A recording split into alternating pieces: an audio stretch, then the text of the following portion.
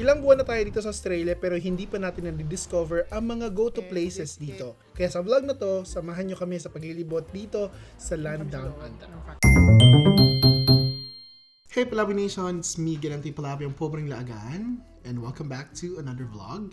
So for today's vlog, and this is our first gala dito sa Australia. So I'm going with Nico and then Lynette, Dana's sister. So siya yung one of the guardian angels dito sa Melbourne. Tara, let's go!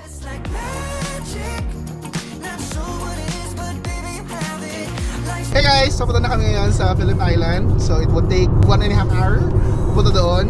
Depende pa sa aming mga stopovers mamaya. So, ang driver namin, camera shy, si Lynette, kapatid ni Dana. Ayan!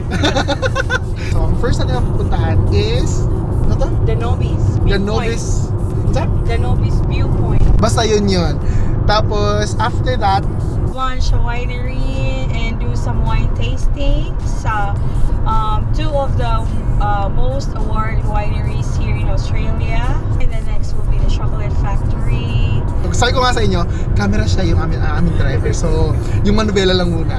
Maybe next time, ma-feature natin siya dito sa Australia. And we can ask more questions about her journey here sa Australia. Paano siya nagsimula, ano yung struggles niya, and ano yung mga small wins and mga unforgettable experience niya dito when she started here. Now, yeah, let's just enjoy the road trip and see you sa ating first stop namin. Bye! I'm just trying to figure out what happened. You're just like magic. Not sure what it is, but baby. Hey guys, so dumating na tayo sa The Nobbies. So para siyang isang malaking view deck na pwede mong makita yung kabuuan ng Melbourne. Napaka-amazing, napaka-ganda, and napaka-amazing ng experience. Makita mo yung mga birds na they're just flying around freely. Yung mga penguin dito, every 7 p.m. nagpaparade sila, papunta sila sa bahay nila. So yun yung mga bahay nila, parang mga kahon-kahon lang, or it's not just like hundreds, it's 1,000 penguins every 7 p.m. na nagpaparade papunta ng bahay nila. Galing sila sa dagat para humanap ng mga pagkain nila. So that's one of the things na binibisita dito every 7 p.m. Slide into your mind so silky. Up under the It's so cold, it's so cold, it's so cold! clean it up just to make it filthy. Under the sheets all night. Under the sheets all night. Hey guys, so we're here in our second stop. And this is Phillip Island Winery. So this is our first time to experience winery. Yeah, excited for that. Tara, let's go. Cause every time I look at him, he's looking away. And I don't know what to tell him, cause I know we won't stay. Oh no. Welcome to the Phillip Island Winery at Berries Beach Road. Yes, if you've never been before. So the best way to start with a tasting, your little wine sits here, you swish your wine, and when you do that you're coating the glass and it is going to release the aromas, and you will get more sense of smell.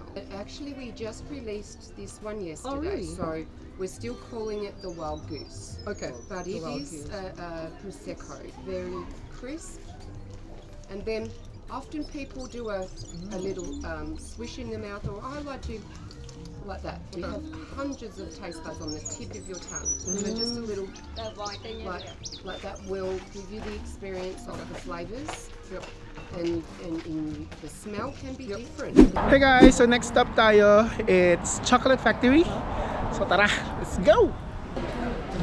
So dito na kami sa loob ng factory. Actually, it's not the factory itself. Parang ito yung store nila. So if you're going to take the tour, it will cost you $18 per person. So it will take 40 minutes tour. And then we can take a video actually. We can do a vlog inside. So this is our ticket.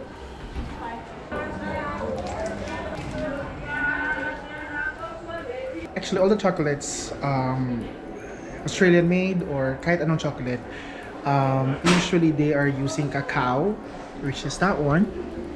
Cocoa. Cacao. Cacao. Depende sa inyo.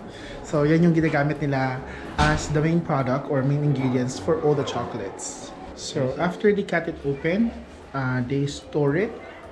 They put it in a like bamboo drying rack before they proceed to the next part. You can get one from here. And you can put it here. Then, na yun.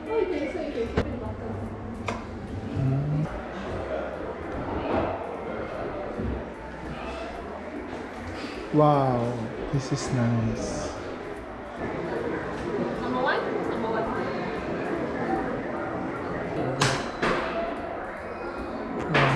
Diba? Teka na. One texture. We already pressed in this. But...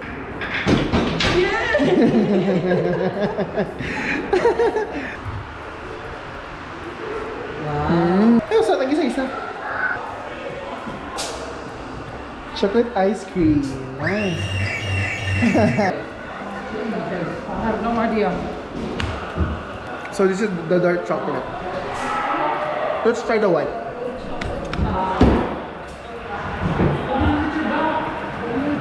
Oh my god.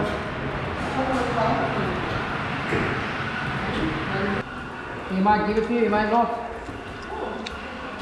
No. Oh, I know, it's made a mess. It's good.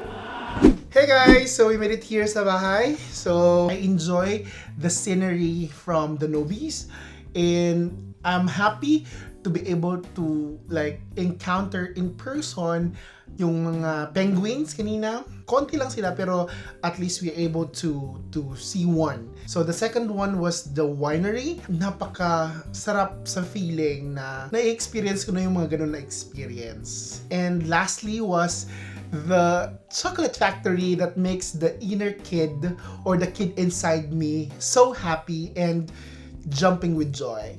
So yeah, I think this is the best time to end this vlog. If you're not yet my subscriber, please do subscribe by clicking the red subscribe button and the bell next to it para ma-update ka sa mga bagong vlogs kagaya nito. It's me again, Ati Palabo, yung pobreng Lagan, saying explore because life is too short and be a responsible Lagan. Till next time, I'll see you on my next vlog.